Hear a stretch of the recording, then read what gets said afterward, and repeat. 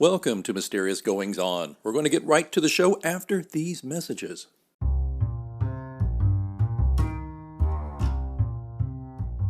Hey folks, we're going to take a quick break in the episode. I probably mentioned here and there that I have another podcast called PR After Hours. PR After Hours is basically an after-hours virtual lounge where public relations, marketing, and general business professionals get together and have a laid-back conversation about what they do and how we can help each other. It's great tips if you're running a business or if you're part of a PR or marketing team or you own your own business. I guarantee you'll learn a lot of stuff. It's a twice weekly show. We've been doing it for a year now. Very proud of it, and you can get it right here on AnchorFM or pretty much wherever you get quality podcasts. But if you want to learn more information about PR After Hours, please visit prafterhours.com. I hope you'll check it out. It's a little bit different vibe, obviously, than Mysterious Goings On, but also I think if you're not careful, you might learn something and have a laugh or two as well. Thanks so much. Again, that's PR After Hours on Anchor FM.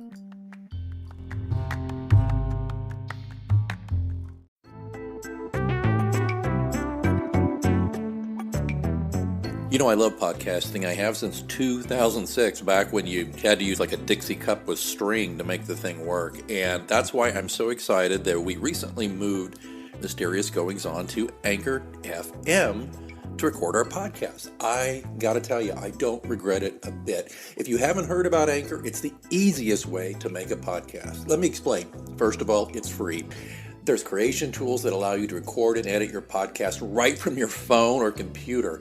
Anchor will distribute your podcast for you so it can be heard on Spotify, Apple Podcasts, and many more. And you can make money from your podcast with no minimum listenership. It's everything you need to make a podcast all in one place. I'm not going to lie to you, when I first heard about Anchor, I was a little dubious because I've been doing it the hard way for so long. But I got to tell you, it's very easy. Use a Stripe account. Get sponsors. You're not paying monthly hosting fees. The sound quality is great. The distribution is phenomenal. Friends, download the free Anchor app today if you want to start your own podcast, or go to anchor.fm to get started. Remember, you heard it here first on Mysterious Goings On.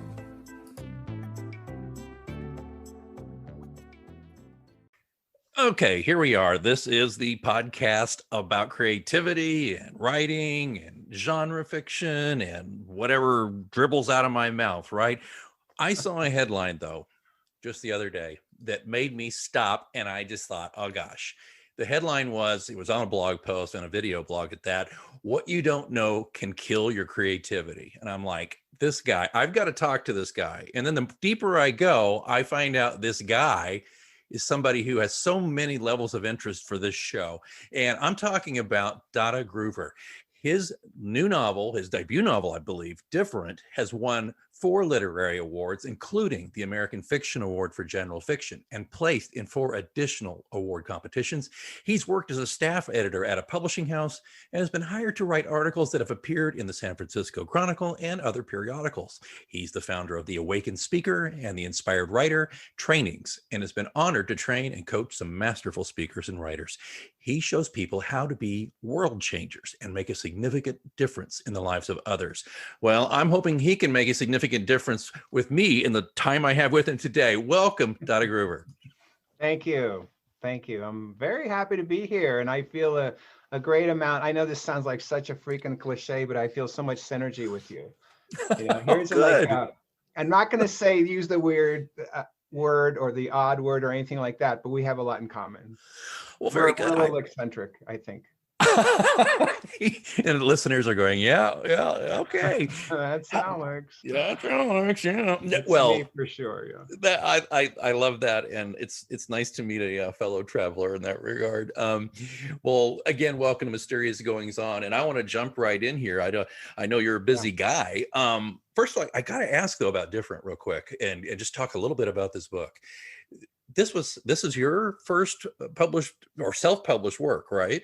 Yes. Yeah, it was my very first novel. And here's what's a little, I don't know, I don't see it strange, but some people do. I wrote it in 4 days. I wrote the book in 4 days. And when I say I wrote the book, I wrote the first draft in 4 days. And then I spent a year and a half revising and editing. Was it like a fever dream when you wrote? Was it just you couldn't get away? You were just Pretty much, yes. Yeah. Well, and I was in, so we do these writing workshops. We run a thing called the Inspired Writer. But in this one, I wasn't facilitating, and I was actually taking it. And it just all came to me. And here's the funny thing, and you can probably relate to this because, while it was going on, I had so much doubt about it. I was like, the subject matter of the book, I mean, it's about a young boy who doesn't speak. He's the main character, and then his parents are other main characters, but it's really, the book revolves around him. So your main character doesn't speak. You can't show his thoughts, right? That's cheating. And it's like, and while I was doing this process, I kept thinking, like, why am I picking such a hard subject to write about? And I'm so glad I did, because at the end, it all totally came together and made sense. Yeah, I was going to say, looking at the work, you really did not do yourself any favors creatively as far as making it easy. Now, of course, the end result is obviously magnificent, and how gratifying. I mean, okay, I assume, Dada, and I don't know, but I assume you don't write for awards and plaudits, but you literally have so many stickers you could stick on this book that it would obliterate the cover. And are you surprised by this, or do you just feel like, because I'm getting a vibe here, but I'm wondering, do you just feel like, no, this is just something that just, I transmitted, it came through me, I transmitted it, and I'm not surprised it's doing so well? Both. So yes, I'm very surprised. The first award I got was the American Fiction Awards, and I was shocked. I got an email from them. We were doing a live event. I announced it at the live event. This was in 2019. I almost said last year. And I was shocked. And yeah, I feel like it really did just come through me, whether it's, is it, the universe, God, my soul, I don't even know who is, where this is actually coming from. And it doesn't matter to me, but I feel that, yeah, it was something that just really came through me. And yeah, I was really surprised. And no, I don't go for the awards. I never thought I'd get any award. What to speak of, 4+4 runner-ups, and then I even got I was 2 finalists, but I won't even bring that up because that would be contentious. No, I've had a few books get some honorable mentions and some things, but to actually win one, go all the way, I think I'd probably dine out on that the rest of my life. So, assuming we can dine out eventually. Yeah. Well, just really quickly though, if you don't mind, is there a particular space that different fits? Is there a genre? Is just so people know they're thinking about reading it? Yeah. So it's I would call it upmarket fiction. And here's the thing, because I know you have a lot of writers on your blog, right? A lot of people write, and if you've gone nuts trying to figure out what your genre is, join the freaking club, because no, seriously, because I've called this inspirational fiction, yeah, and then people assume that means it's Christian fiction, which is not. I call it visionary fiction, and it's not. I mean, some people can get away with calling their book anything they want. Paulo Coelho can say, alchemist is anything he wants, right? Right. But I can't, and I found that, by trial and error, I've categorized it in genres that it's not general fiction either. It is inspirational fiction. It's, there's mystical things that happen in the book. And it's not magical realism, which is another genre. So I've struggled with that, finding it. So basically what I call it is upmarket, which is technically it's between, upmarket is between literary fiction and popular fiction. It's kind of right in the middle. And I say it is upmarket fiction with a metaphysical twist. Well, there you go. Simply put, with a metaphysical twist. It's fun. My series, I have a series, Dada, that I started 11 years ago. And ostensibly mysteries. However, he's got a doppelganger who whispers in his ear that nobody else can see. So I had a hard time figuring out where to put mine, right? There you Is it go. cozy mystery? Or are you just a weirdo? What are we doing here? But you know what? I kind of gave up and I just kind of played around with it, just like, and just plugged it into different things and just see where it fit most logically, and it seemed to work for me. Well, different. Well, there'll be a link in the show notes, everybody, because you're going to want to check this out. This is a magnificent work. But prior to different, though, you've always worked in with words. I mean, you're an editor. Tell me about that. Were you always into helping people with creative trainings and things like that, or did that follow, or just give us a little bit of that path? It was basically that I needed to pay for my groceries, Mm-hmm. And my mortgage. And the thing is, and at that time I was a single parent, raising 2 kids full time. Wow. And it was probably the hardest thing I've ever done in my life. And I was writing, right? So I was under contract with a publishing house for a novel, right? Which never got finished because the publishing house, after 2 years of working on it, they reneged and they said, "Oh, we're going to go all to nonfiction, and here you can have your contract back." So, but meanwhile they said, "Hey, we need another editor. Are you willing to edit?" And I'm like, "Yes, I do need the money." And I loved it. I edited some multi-million copy selling authors. Like, I had no idea. They put me with these fantastic authors, and I loved it because it's a co-creative process. Right. You look at Andre Agassi's Open, which everyone has to read that book. I think it's the best memoir I've ever read, and J.R. Moringer wrote it with him. So he's a Pulitzer Prize winning journalist, and he wrote that book with him. And J.R. Moringer actually didn't want his name on the cover. He said, "No, it's your story." And Andre was like, "No, but we have an agreement, and I'm happy to put in." Of course, it would have been a huge leg up for J.R. Moringer, but he declined out of humility. And long story short is, it's just both persons' creative input went into that book, and so that's how I see my work as an editor. So do you work with an editor beside yourself? I sure do. Good. I sure do. And that's I feel, I don't want to call it a mistake because it can be a learning process, but I see a lot of authors that I self-edit. I can self-edit, right? I'm going to put my modesty, if I had any, completely aside and say, I am a good freaking editor. And by the way, I do not edit for anybody. So don't, you can ask me, but I'll say no for anybody listening. But, I can edit myself really well, but not nearly as well as an objective person can. Yeah. And it's funny. So right now, so Different, is published and out there. My second book, Making Right, is I'm going traditionally published with. And because of a, strange set of coincidences, if you want to call them that, which I don't really believe in coincidence, but it's, I had more than one editor look at that book. Basically because, my agents weren't taking it. And I asked my original editor, how come and how many words? It's 115,000. He says, "Oh, has to be under 100,000 words if you want any agent to pick it up." So I reduced it. And then I had my third book scheduled for, because I had to book these editors months in advance. I had my third book scheduled for this editor. And I thought, I'll just have him go, since I cut the book down, I'll have it go. But he's just going to give me a carte blanche, because I know the book's awesome. And he gave me pages and pages of changes. So I worked it much more than I thought I was going to. And I'm very, very happy that I did.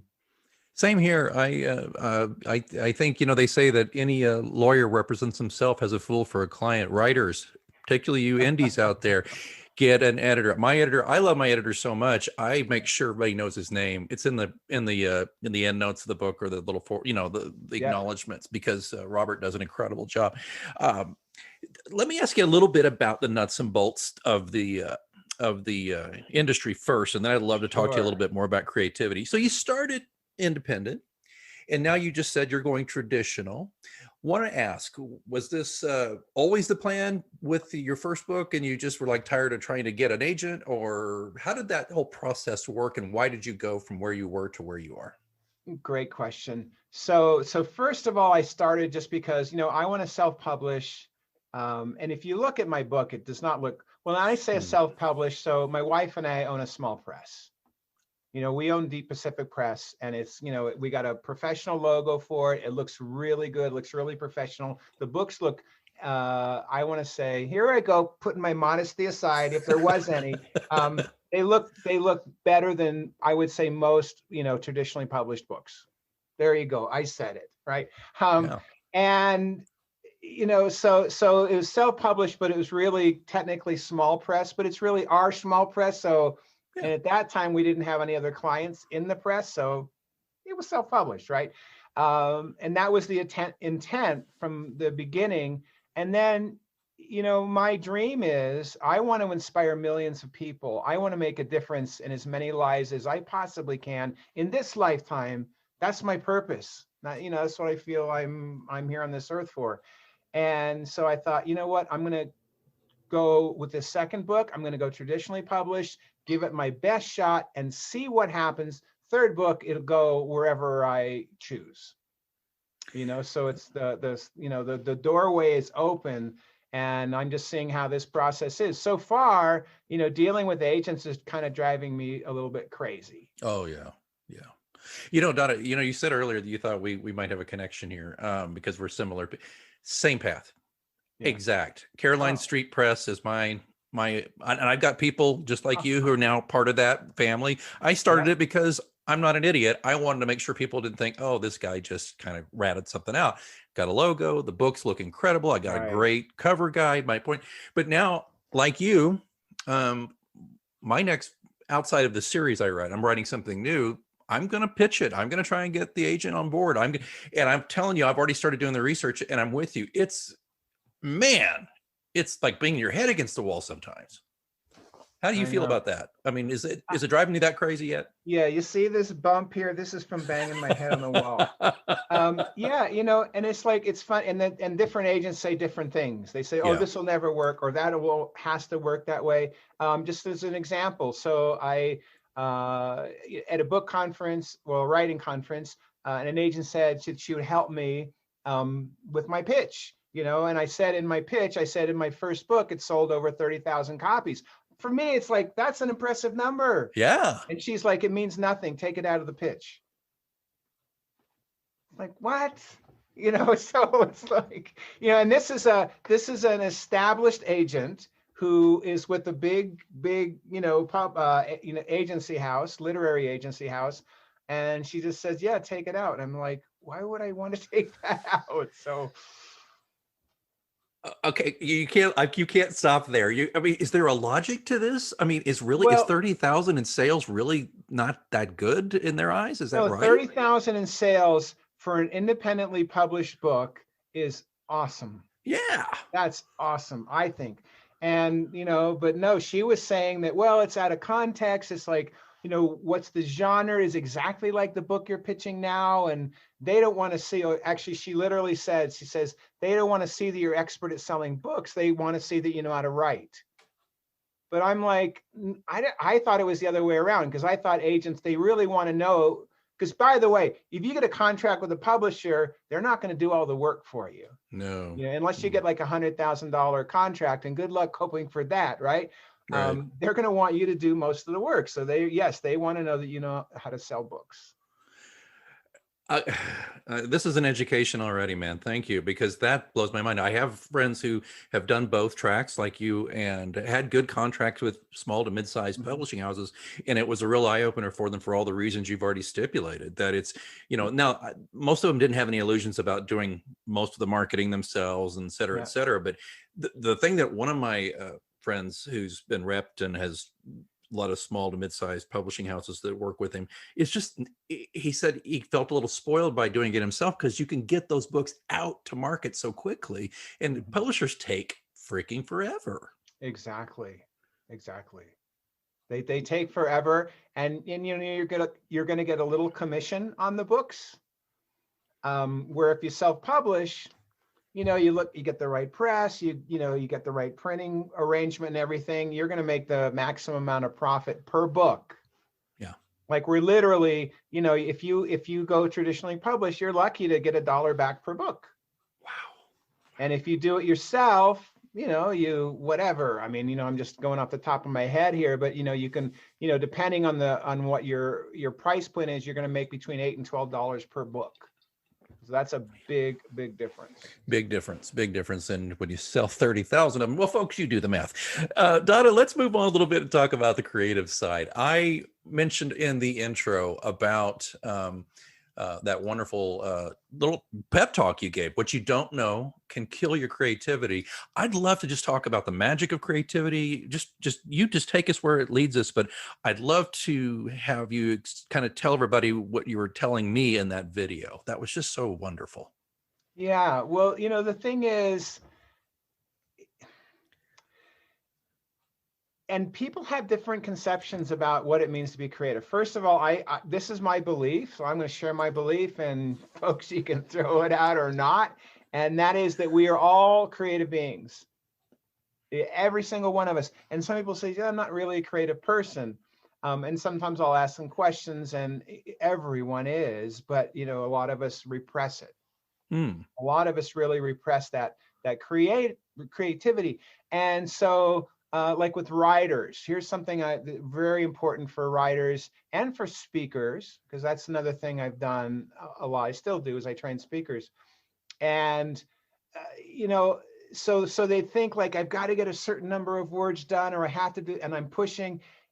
I think the best way to be creative and the best way to be successful in your art is to not push it too much. So I have a certain regimen, and I personally, I think this is important. So I get up like pretty much every day, 5:30. Sometimes I get up earlier, sometimes a little later. I never use an alarm. I get up, I do my meditation, I do my prayers, and I write. And I write until at least 9:30. Sometimes I'll go to 10:30 if I don't have any appointments.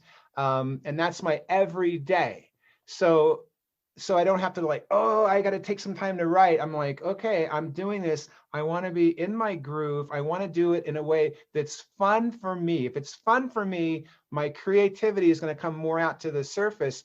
And even things like I mentioned, okay, yeah, do I want to inspire millions of people? I do, but I don't want to be like, I have to do this. I have to do this so I can. That's my intent, but I want to have fun in the creative process. If I'm not having fun in the creative process, it's just not going to be the same. And why shouldn't it be fun? Right? This is so important. So what happens is, let's just say I'm working on a book. So like, for example, different, I believe is 92,000. No, sorry. Different is about 80 some thousand words, right? 80 some thousand words. And so, if I'm working on one paragraph, I'm going to work it until it feels right, or until it feels like I'm wasting my time. Right? So in other words, I'm not going to think like, oh, I've worked on this now for 45 minutes. I need to move on. Never. I never, ever do that. I want to make it so it's like I read that paragraph and I say, damn, I like that. Pretty much with that, tone of voice. But that's the feeling I want to have about a sentence or whatever, and one of my quotes, Jerry Seinfeld, I want to hope, he's a great comedian. I want to hope I'm not as neurotic or as obsessive as he is, but he'll say, a good day is when I've made one word better. I've changed one word in my routine. I've eliminated one word. He said it comes down to one word. He said, that's a good day if I've made it better.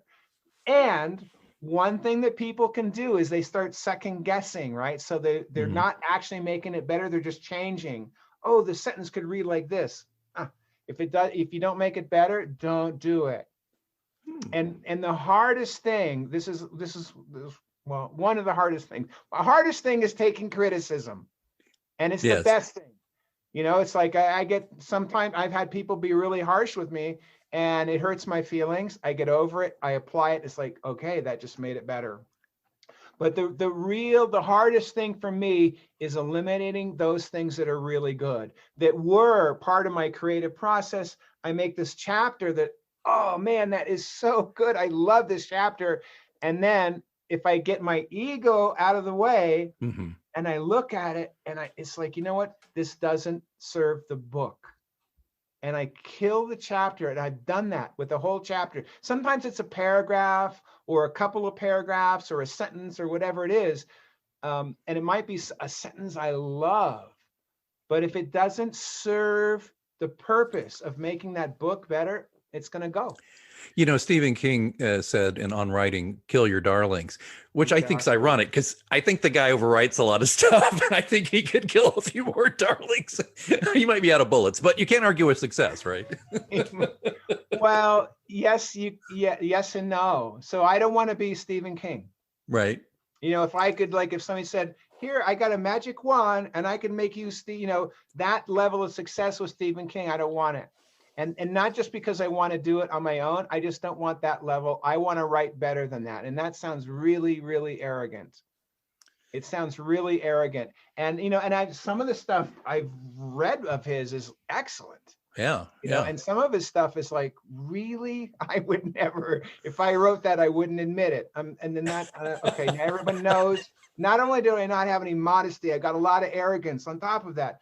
So, and I'm just saying, because a lot of people worship him and what he writes, and it's like, it's so good and he's infallible. So here's the thing, and this is true story. He'll walk into his publisher or his agent. He'll go into the publisher with his agent and say, I want to write a book about X, Y, and Z. And the publisher says, great.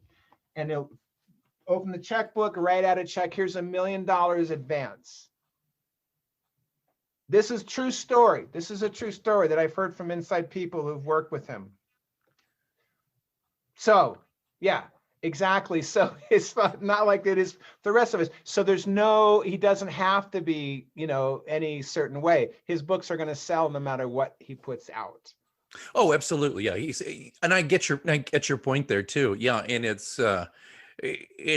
not obviously not self-defeating for him. He's at a stage in his career where, like you say, you know, and I don't even know if money matters to the guy anymore. But my question is just, he's so prolific still. You know, I almost started to wonder if he had like a Patterson style workshop going on, you know, with other people. I don't know that, but yeah, I don't know that either. But what I do know is he's a pantser.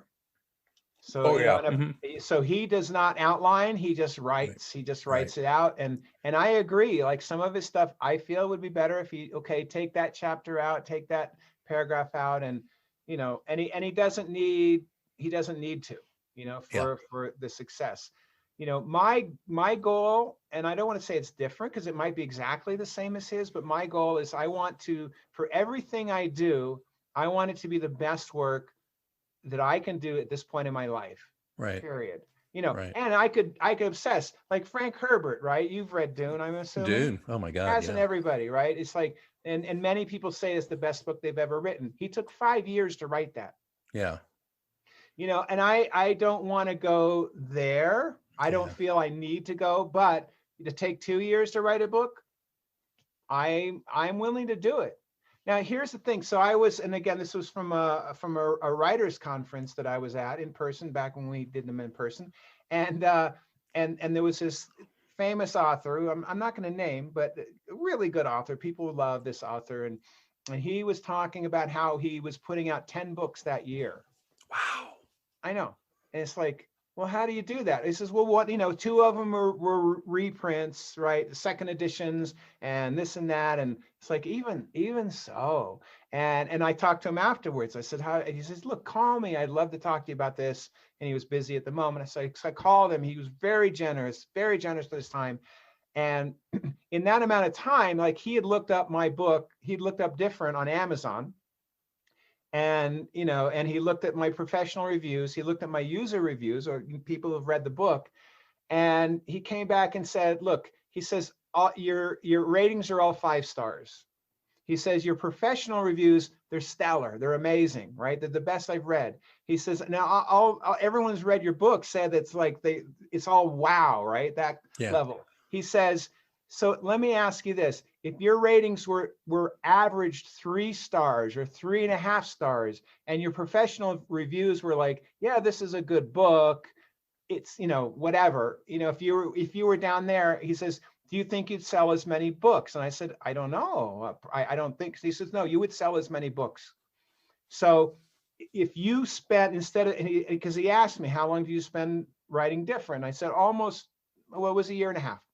And I told him that. He says, if you spent 4 months writing different, you wouldn't get all those 5-star ratings. You wouldn't get all those stellar professional reviews. He says, but you put out the book in 4 months. You could put out 3 of them in a year. He says, and you could market and you could make, I'm like, yeah, but I'm not doing that. And basically he was saying, you're setting the bar too high for yourself. Oh, wow.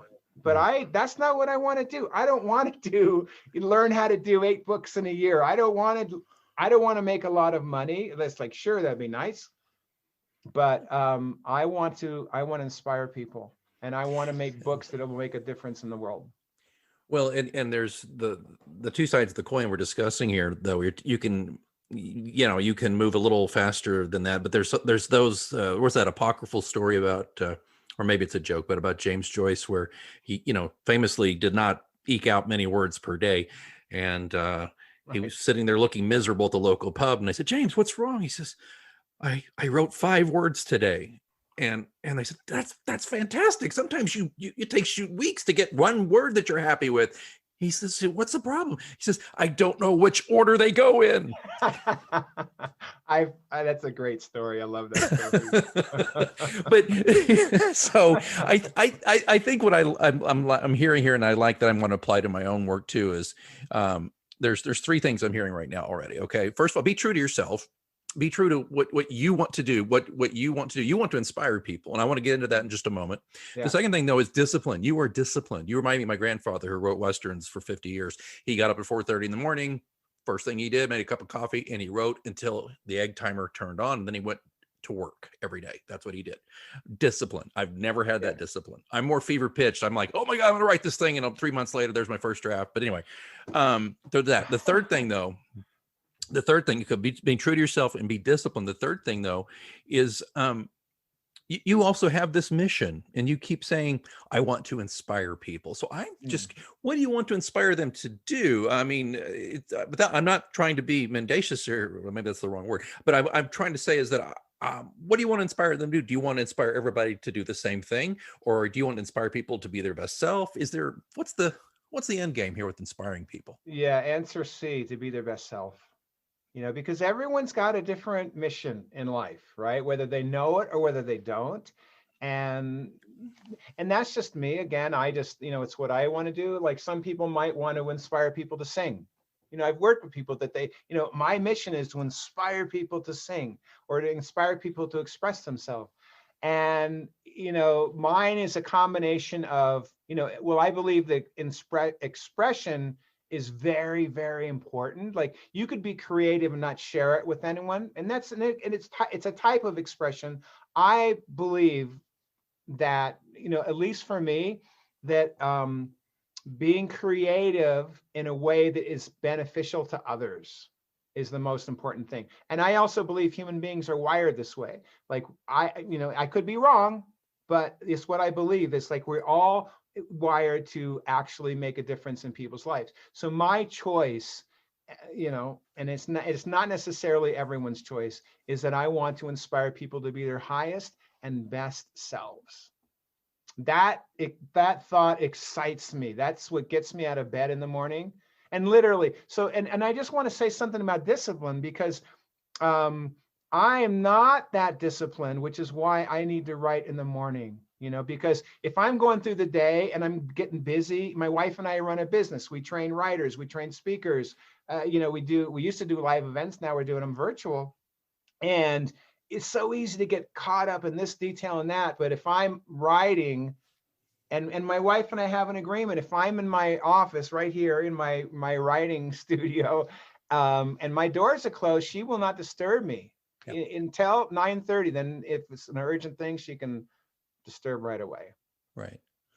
Well, Donna, I don't want to quibble, but that's still discipline. I mean, come on, man. I know people are like, they can't.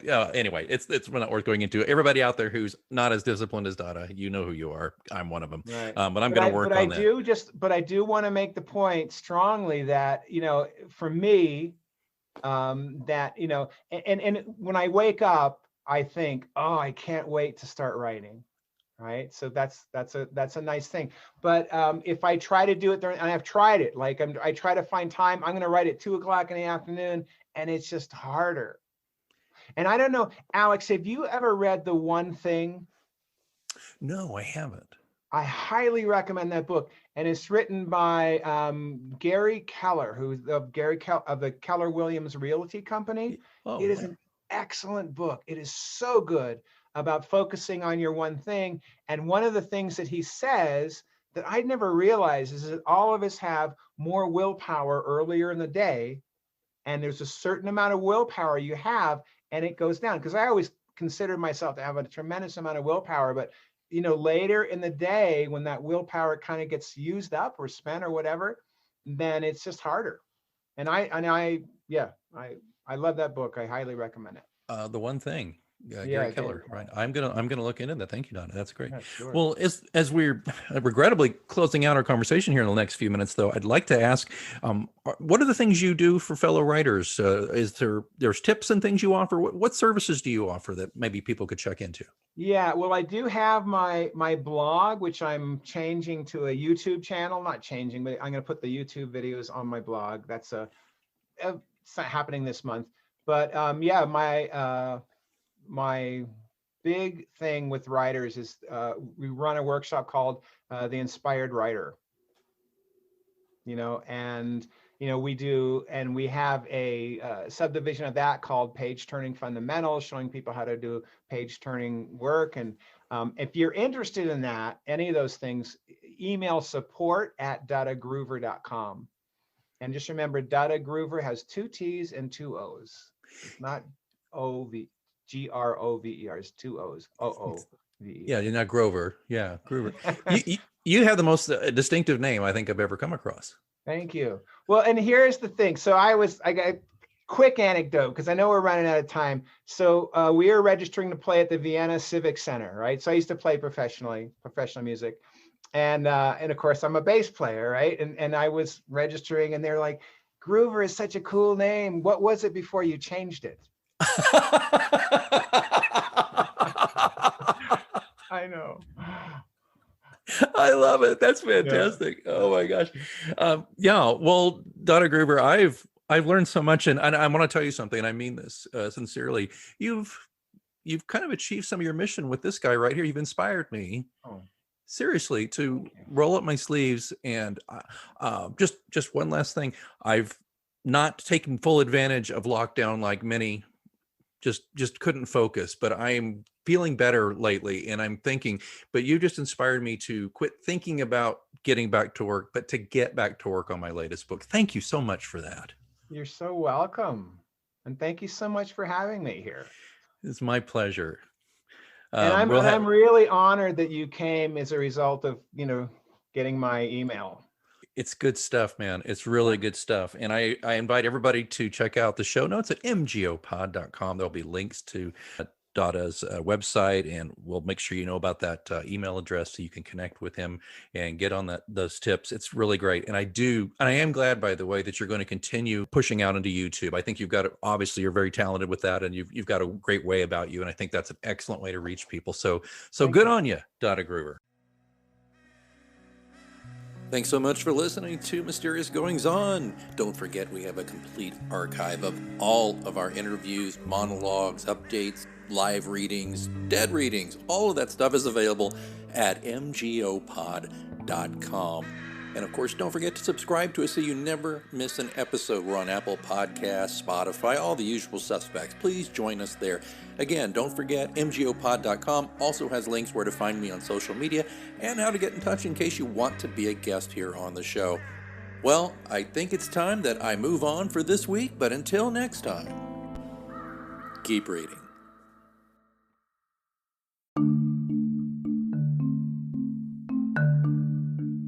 Been there, done that, got the t-shirt, huh? Not quite Mysterious Goings On, listeners. You probably haven't got the brand new Mysterious Goings On official t-shirt. This is a quality cotton t-shirt coming in a premium unisex tee version and a women's slim fit tee version in all the sizes you could possibly need.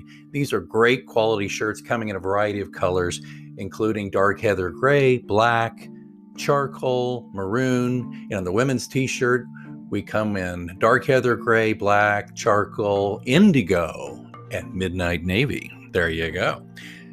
Check them out. They are in the show notes. The link is right there. They're being sold on Bonfire. They're typically sold in batches, and they'll come at you pretty quickly. All the instructions are on the website. The link is in the show notes here or at mgopod.com. Again, show the world, well, at least show the world on Zoom, or show the world when we can finally really get out and about. Show the world that you have some mysterious goings-ons of your own by wearing our t-shirt, and help support this show. Thank you so much.